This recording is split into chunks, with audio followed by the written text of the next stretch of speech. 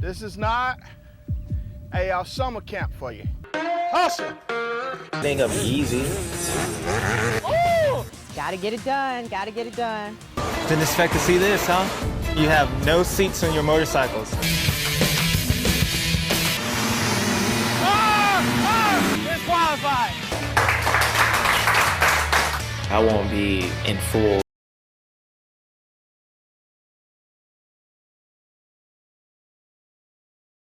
I want to thank a new sponsor for coming on board with the channel, Sirius Studio, and I am actually a very small part owner of this company now, so anything you buy with my code, which I'll put in the description, a percentage goes to me, and they got a lot of really cool apparel, so check the link in my description, and also quickmoto.com. If anyone's looking for a nice set of custom graphics, backgrounds, or even a canopy, look no further than Quickmoto. And then last but not least, I am doing a bike waffle for my 450. It's a chance to win a dirt bike for $100. All the info you need is on screen, and an entry to this will also help support me bringing y'all even more content. Hope you enjoy the video. What up, YouTube? It's Matty B. Welcome back to the channel, and as always, thank y'all for watching. I really do appreciate each and every one of you. A lot of y'all probably know me as the guy that raced the YZ252 stroke at Pro Nationals, or maybe you know me as the guy that makes the arena crash videos. But crazily enough, there's actually one question that I'm still getting almost 15 years later, almost more than ever, and that is, hey dude, were you on Bubba's World back in the day? And the answer is, yes indeed, that was me. I was somehow lucky enough to have the experience of a lifetime at 14 years old, to go ride and train at James Stewart's house and to be on his TV show Bubba's World with 6 other kids. I'll get much more into how the opportunity even came about here shortly, but it was definitely an experience I'll never forget, and it was an absolutely amazing time. It was pretty much exactly as cool as you would expect it would have been, and people have been asking me to make a video about it for years, and honestly I've just been busy and not quite gotten around to it. But today is the day, now is the time. For today's video, I'm going to take you all as in-depth as possible, detailing the experience and all the behind-the-scenes action that took place being on James Stewart's reality TV show. And being that it was reality TV, was it even real? Let's find out. My earliest memory as a child is me on a motorcycle. We were poor, and my parents sacrificed everything to steer me into motocross. We found Florida property in the middle of the ghetto, getting bigger with every race I won. And I won a lot. Today, I'm the most famous racer in the world, the fastest man on the planet, and the first African-American champion in my sport. But last year, I was knocked out of the season due to a serious injury and had to watch my #1 plate get taken away. This summer, I'm preparing myself to win back my championship. I'm James Stewart, but some call me Bubba. First of all, to start this off, let's talk about how I even managed to land myself such an opportunity. It all started with Cooper Webb. He was a Red Bull athlete back when he was an amateur, and his dad was in talks with James Stewart's camp about an episode of the Bubba's World Series where they would do a riding camp with a bunch of kids. Obviously, they wanted Coop as their premier guy, but they wanted 5 other kids too. They wanted to make a class, a camp out of it. And I grew up racing with Coop my whole life. Traveled to amateur nationals with him and his dad back when we were kids. And basically we just grew up really good friends. So I was lucky enough to be one of the people that Coop and his dad referred the Bubba's World Camp to. And they extended the invite out to myself and then another friend of ours, Carson Tickle. Yes, the brother of Brock Tickle. And as excited as I got when I heard about the invite, I immediately got even more let down whenever I was told that there was a very small chance of me being able to actually do this. Racing was very expensive. We were strapped on funds. We were doing everything we could just to try to make ends meet. And my first Loretta Lynn's regional qualifier was the weekend right before the show was going to be filmed, all the way in Tennessee. And for whatever reason, I don't know if my dad and I were sleeping on me or what, but we just didn't expect me to get it done on the first try and qualify for both classes. So that's kind of why he had told me he didn't think we were going to be able to go. But my dad did make the mistake of telling me that if I managed to qualify for both classes, that he would do everything he could to take me. And you bet your ass that I took that to heart and I put everything I had into that weekend, because what kid doesn't want to go to James Stewart's house? I mean, it's definitely every kid's dream, no choice. So the pressure was on for the weekend, and the first race day was a disaster. I had a couple of really easy divisions in the splits, and I was just tanking my starts, which is a huge problem because starts are usually the one thing I have going for me. So when my starts are off, everything's off. So the whole first day of racing was awful. I was sitting on the outside looking in both classes and was not looking good to qualify or go to Bubba's World the next week. And I don't know what changed, but for day 2 on Sunday, I woke up and just remembered how to start and ride again. I had a great moto in one of my classes in the morning and put myself in a good qualifying position in that class, but I was still headed into the 3rd moto of my other class, a few spots out of it. And here's where things get really crazy, because if there are infinite universes out there, there are tons of them where I don't get to go to Bubba's World. Listen to this. Gate drops in the third moto of the class that I needed some help in, but as you can see there, I was off to a good jump. Thought I was going to get a pretty dang good start if my memory serves me right, but then disaster struck in the first corner. There was a huge pileup, and I was caught right in the middle of it, and the kicker was Adam Cincerello, the child prodigy of our generation, was absolutely stuck inside my bike like I've never seen before. I mean, it took multiple minutes to get him out of there. He was super jammed up in there, and he was screaming that his leg was broken, and that was helping me because as you can see right here, I'm standing there thinking, dang it, that's it, I'm screwed. But they got him out, and the old man right there to the left in the blue shirt, he does the 2-1 card, and he actually called for a red flag, and it actually caused a bit of a controversy for two reasons. One, because it was Adam Cincerello, so everyone was saying they just red flagged it because the golden child was down, and two, my dad was actually the referee for the regional that weekend, but the only thing was he was not the referee for my classes. He said he did not want to be any part of it. He didn't want to have to deal with people thinking he was making decisions based on his kid being in the class, and it still happened. People were accusing him of calling the red flag because I was down, but he was uninvolved, and I remember a quote from the guy who called for the red flag saying, gosh, I don't know who that 92 boy was, but he was screaming. But thank you to Adam Cincerello. He was my savior for the day because we re-racked him, and I managed to squeak out a 6th in the moto and get 7th overall, which was the final transfer spot, headed to Loretta Lynn's. Then the final moto in my other class was a full-blown mutter, downpour of rain, but I rode it into a 5th, got a 4th overall, and managed to seal the deal for both classes. And just like that, we were back in it. So I managed to pull off what probably shouldn't have been the improbable, so my dad caved and said we could go ahead and go to Bubba's World. My excitement was off the charts. And it was for sure one of the best days of my life up to that point, and I still almost, to this day, I can barely believe I got to do this. Another crazy part of the story is we actually took somebody with us that we had never even met before. One of the best girls motocross racers at the time, Christina Older, was also invited to do the show for Bubba's World, but her dad wasn't able to take her, so I think we met her like an hour or two before we left, and they found out we were going, so she ended up hitching a ride with us. We packed into my mom's soccer mom SUV, and away we went. And my dad's a legend for this. We had a long weekend. He had been the referee and stuff. He had been working, and he drove all night, an 11-hour drive, solo while we were sleeping just to get to Bubba's World. And I think we finally managed to get to the hotel by about 5 or 6 a.m. to get a few hours of sleep because then the next day was upon us. Shortly after, we got to head to the gates of the compound of the fastest man on the planet. We got dressed, got our bikes out, and got ready to go. Now, let's get into the episodes. And just to give you a quick rundown of who all was in the episode, you have me, Christina Older, Carson Tickle, a 65 rider named Mark Gonzalez, Austin Collins, who you might remember from Austin's Moto Life. This kid, I believe, was named Kyle Piverell, and he actually broke his leg on the first lap that we were out on the track. And then, of course, Paul, a.k.a. Cooper Webb. It's really rare to be able to come down to the compound to train and stuff. It's a unique opportunity. I can bet anybody right now, like thousand and thousand and thousand people would love. There's the soccer mobile pulling the trailer. We pulled up in style. To look at the Bubba compound. Seriously takes y'all forever to get geared up. Better get them ready. That was JS7's old practice mechanic, Longhorn. He was just kind of fake giving us a hard time. He was super cool. Ultra rad dude. You guys are all ready, huh? Hey, we're not going to go out until Big James says we can. Man, I remember him telling us that like it was yesterday. It was like Christmas had gotten postponed. All we wanted to do was get out there on JS7's course, and we had to wait. First day was a rain day and everything, so there was a lot of waiting around going on whenever we first got there. Now, here's the first part of the episode that was kind of staged. They acted like we were staying in Little James's house on the property, but we actually stayed in a Holiday Inn Express down the road.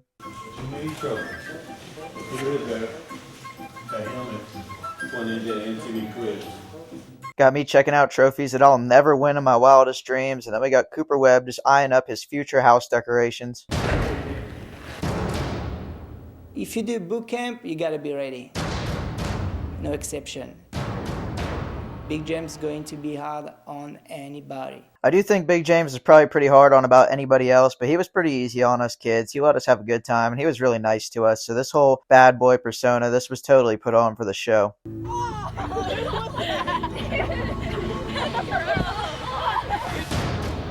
They all was surprised, like to see King Kong walking in. It was just instantly like we're gonna set the tone.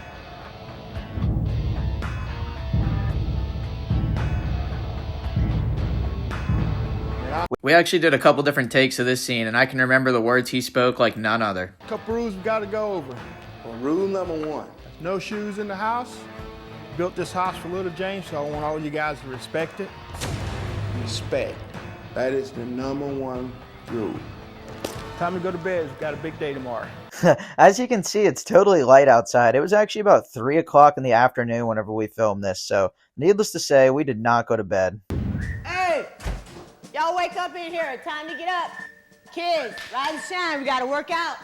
Next up, we had a gym session with James's mom, Sonia. And kind of funny, he had Alden Baker training him, but we were going to the gym with his mom. But she was a really nice lady, too. This was also kind of some theatrics, her acting like a hard ass. And this was also filmed around 3 or 4 o'clock in the afternoon, so we weren't waking up or anything. And if I remember right, we were told to act like we really didn't want to get up to kind of give the optics of them whipping some kids into shape.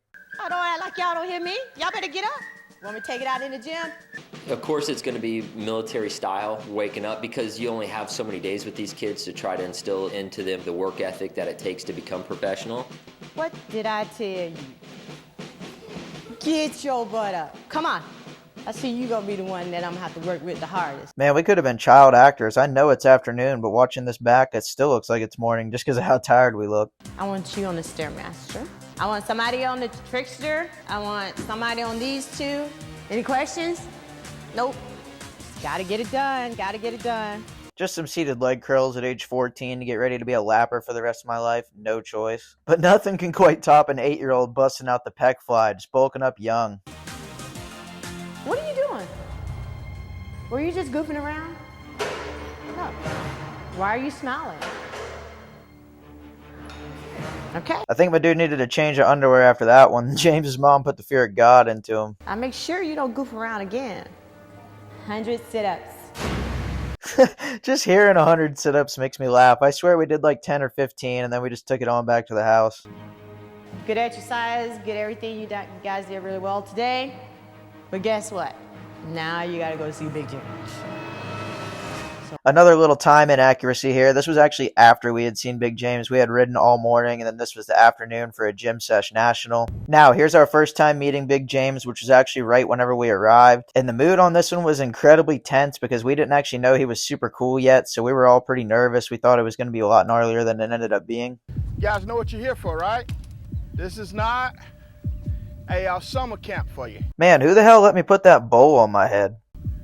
And it's definitely not mom and dad daycare. Okay?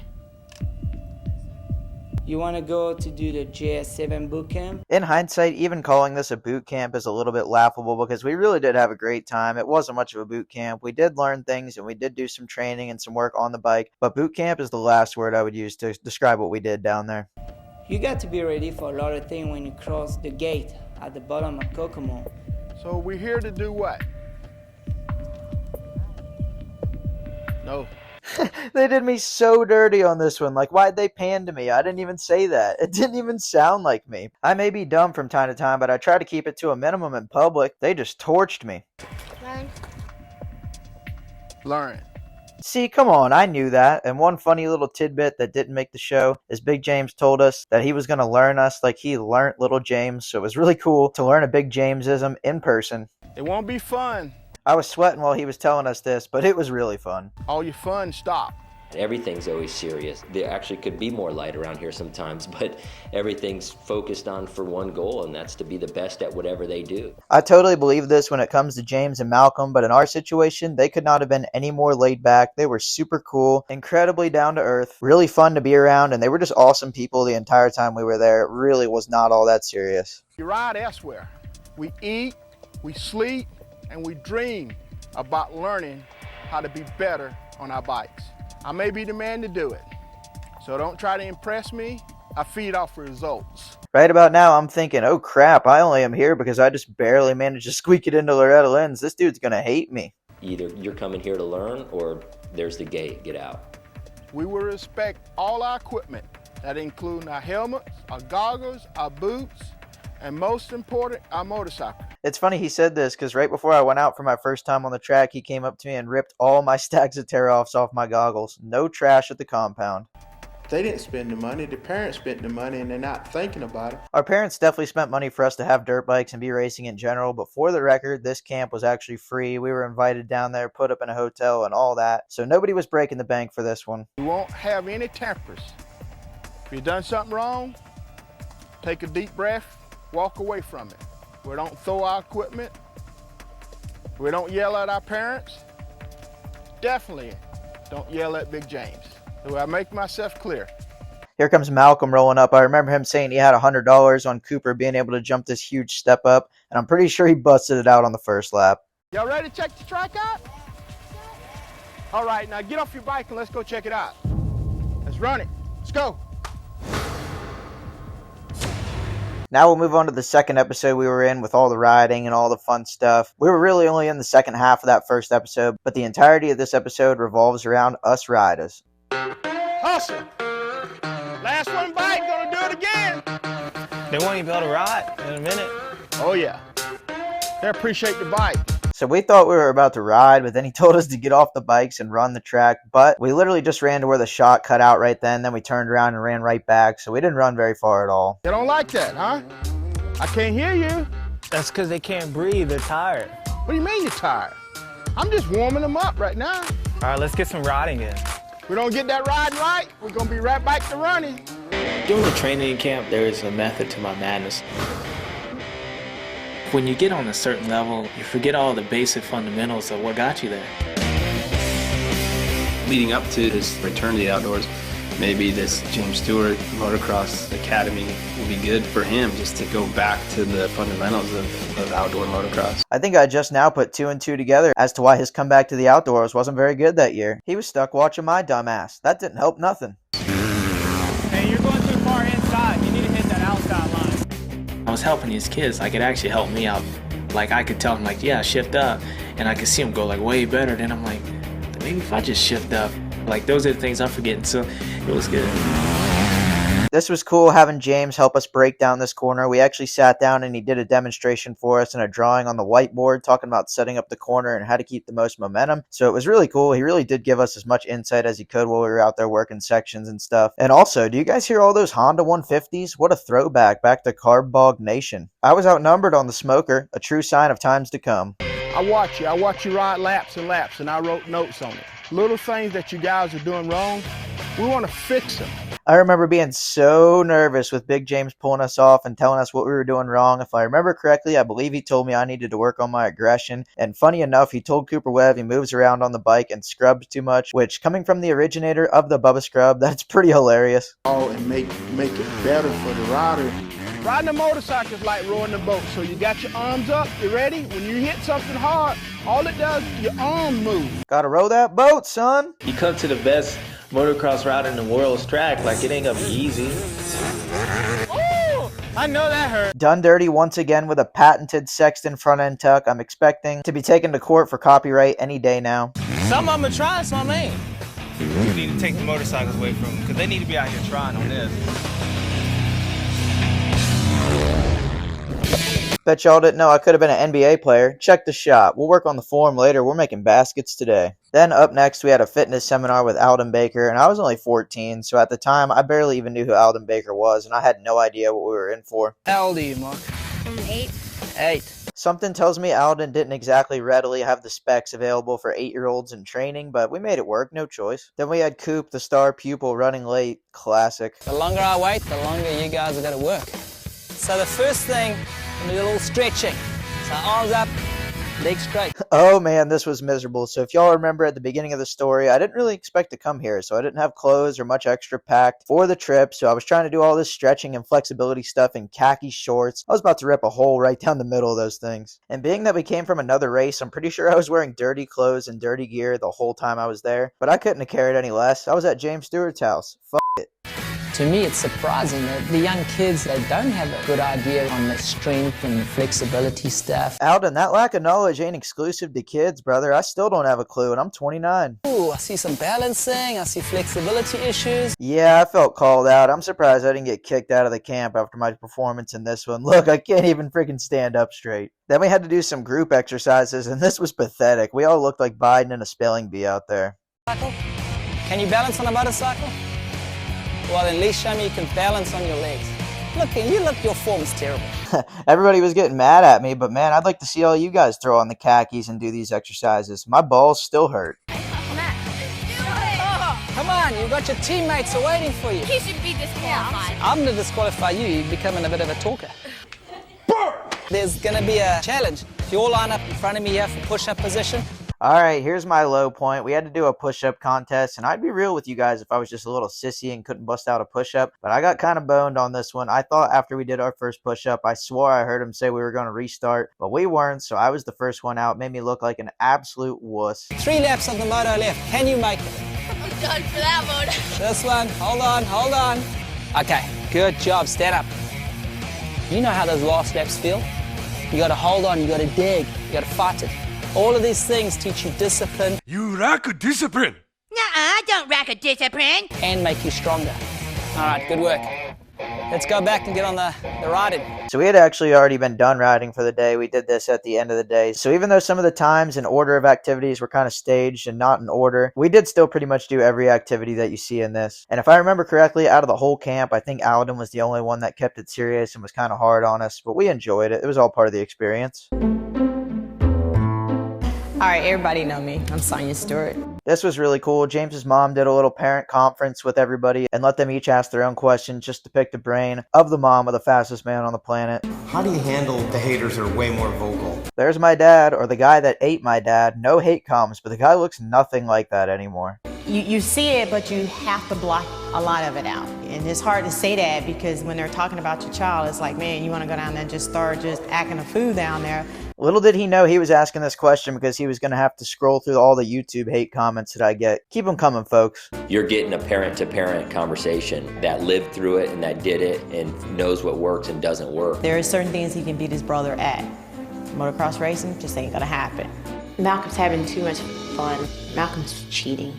Now, I know all of you have probably heard the stories about Malcolm not really putting much into the sport and just wanting to fish and all that. And I think that stuff was pretty true as far as I saw, because he definitely wasn't doing any riding while I was down there until the last day. He gave us a little scrub demonstration. I think he was just having a good old time. We really hardly even saw the dude. 175, he's a good rider. He's probably one of the fastest guys that we got here. One of the fastest guys we have here. I get it, Big James. I know you saw my speed. But seriously, on a track like this, Coop was so head and shoulders better than all of us. There was a bunch of huge jumps, and I think there was at least 4 or 5 of them that I never even contemplated jumping, and Coop jumped them all on about lap 2. And I wasn't a bad rider at all nationally at the time. I mean, I got a 6th and a 7th at Loretta's that year, so I think that was just a testament to how special Cooper Webb really was.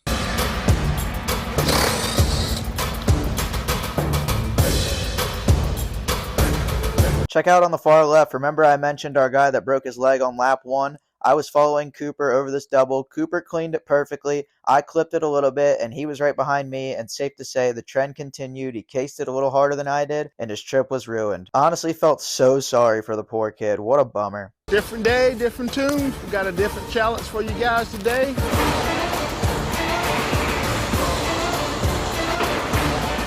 Didn't expect to see this, huh? You have no seats on your motorcycles. There's a reason behind that. We're gonna teach you guys about standing up. We're gonna strengthen up those legs and everything. So you guys put your gear on, we can go riding, but you won't be sitting down today. So this was day 2, and day 1 was a rain day, so we still didn't realize that we were actually going to be having some fun here. So I myself remember I was stressing. I thought I was about to be riding JS7's track all day without a seat. Aw, come on. Come on, let's get happy. We get to go ride. You know one of them's gonna forget. They're gonna sit down like, oh! You don't realize what you got until you take it away. Like, they realize that. Remember, it clear as day, Coop jumped every jump on the track on the first lap without a seat. He's a mental patient. Prepare you for anything that's thrown at you. What if your seat fell off in a race? Come on, let's get ready now, let's go! I think this is the only time during the whole trip that Big James or Little James even got mildly frustrated with us, because there was a couple of kids that weren't really trying that hard without their seats, so I don't think this one was full on theatrics. But I wasn't one of those kids. A for effort. I only remember having to do about 3 or 4 laps without my seat. I don't expect him to go fast, but I expect him to try. That's all I ask for. You want to ride like this all day? You better show me something better than what you're doing. The one that's not trying, they're going to have the seat off all day. Yo, who remembers Pant Sagging Designs? Another throwback. There we go. They come down here like that's the way it's gotta be. He can put his seat back on. There we go. Well, the guy tries. Yeah, no, he's trying. Got a lot of heart. Way to go, way to go. You earned your seat. Go get your seat back on. It's almost as if I can still hear Big James's voice ringing through my head telling me to get your seat back on. What a good time. Hey, you're going to sit on the seat. I'm going to take your seat off, so get off the seat. We even got to see Eric Sorby ripping around the compound on James's bike in Malcolm's gear. What a legend.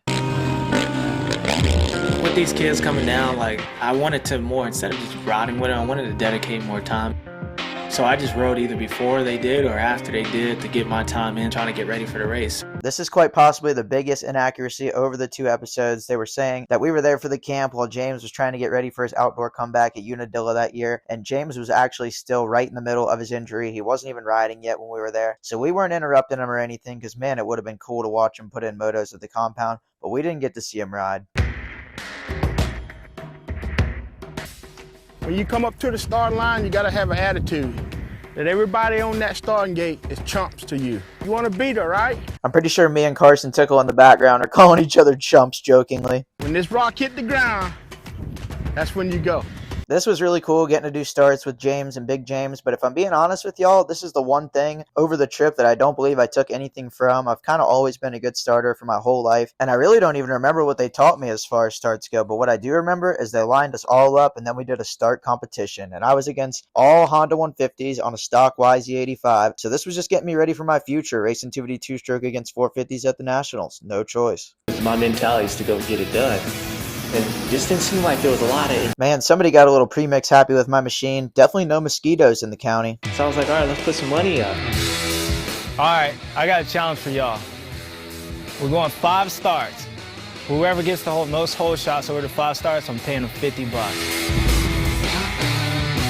And then all of a sudden, it was like, Anaheim won. James is not kidding. It got so serious right away, and I can remember thinking back then, wow, $50, I could do anything with that. I'd be rich. Which one? 700? Austin's Moto Life. You can see how bad I wanted that $50 grand prize. I even went early. Disqualified.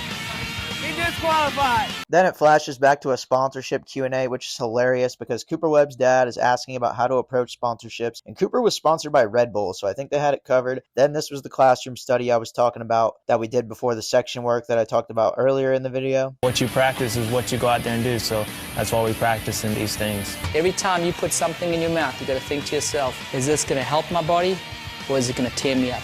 This is one of the funniest parts of the trip. Alden had us do a nutrition seminar. He had this huge platter of food for us to pick from to make a plate and make a meal out of it. And some of the kids were trying to impress him and have these healthy options. And I remember Cooper sat down and his plate had cheeseburgers, donuts, and Oreo cookies on it. The meal of a damn 450 Supercross champion. Then we got a one-on-one Q&A with James, and I really blew this one because I'm pretty sure I asked him about the whoops, and I must not have listened because I went on to do this. All right, we're going to do one more start.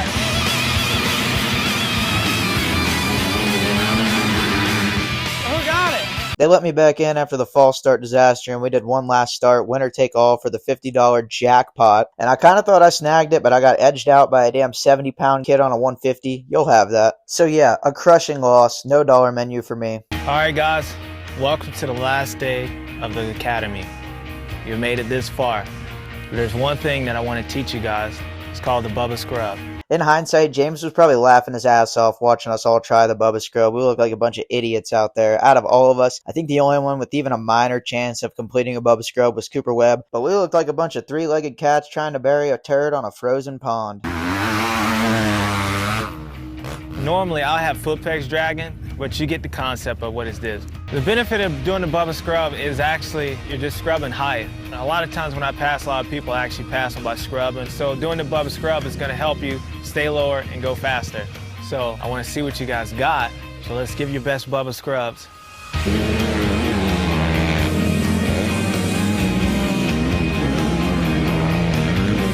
I think overall we had a fun week and we learned a lot of things. I mean, I can see you guys are real tired. It's a lot, but it takes a lot to be where we're at right now. Go rest or whatever, get some lunch, and I'll meet you in the house. I got some things special for you, all right? No theatrics there. We really were tired. It was hot down in Florida in the summer, and we'd been there for 3 days. On and off the bike, we just had a lot going on, and I was on day 6. I had just ridden 3 days at a regional qualifier. But our little farewell from James and the Stewarts was super rad. They thanked us for coming, were very gracious, signed posters for us, and right there, Cooper's asking James if he can run the number 7 when 175 is taken. And one other thing that never made the episode, there's an episode way back at the beginning of the show where they talk about how off limits Big James's mule is, and little James, Sorby, and the crew talked me into driving Big James's mule around. I did it for a while, but he never showed up, so I never got in trouble, but that could have been a funny one. That's the end of the second and final episode that I was a part of. Then we had one more long drive back to North Carolina, and I'm pretty sure by about 8:30 the next morning, I was back in school. That's a wrap on my experience of Bubba's World, and I have nothing but good things to say about it. It was such an awesome experience. The Stewarts could not have been any nicer, any more accommodating, and just any cooler. You know, obviously, they were kind of using us for the TV show. Like, they did kind of need us if they wanted to do a riding school with kids. But their actions and just how they were with us, they were super genuine, and they couldn't have been any cooler. They really couldn't have. So definitely an experience of a lifetime. Definitely an experience I'll never forget. And it's crazy. 15 years later, I'm still getting asked about it. And it had been a while since I'd gone back and watched these episodes. So this video was really fun for me to do. And just to look back in general on an awesome childhood spent racing and riding dirt bikes with all my best friends and moto family. And you just can't beat it. So I appreciate you guys watching this. I hope this was interesting and gave you guys some cool info. And thank you to the Stewarts for having us out. Thank you to Cooper Webb and his dad, Bob, for being legends and hitting us with the invite. Thanks to my dad for taking me. I don't know how I almost forgot that. And thanks to everybody that's been asking me about this experience that's prompted me to make this video. I really enjoyed going back through it and hope you guys enjoyed too. But thank y'all for watching. We're out.